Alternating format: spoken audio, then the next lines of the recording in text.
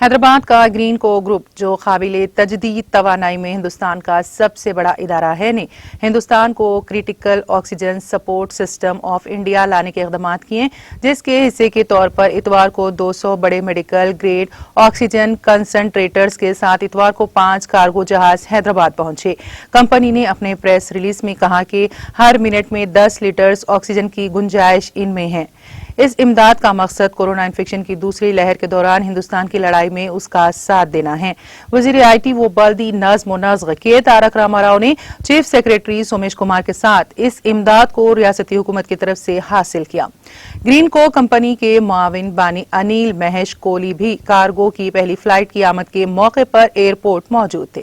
انیل نے کہا کہ مزید 5 طیارے حیدرآباد، بنگلورو اور نئی دہلی میں اتریں گے۔ ان میں 1000 بڑے میڈیکل گریڈ آکسیجن کنسنٹریٹرز ہوں گے۔ پری آئی سی یو اور پوسٹ آئی سی یو کے مریضوں کو سہولت پہنچانے کے لیے 2 ٹائر اور 3 ٹائر شہروں کے لیے یہ طبی امداد پہنچائی جا رہی ہے۔ اس کا مقصد نگہداشت صحت انفراسٹرکچر کو بہتر اور مستحکم بنانا ہے۔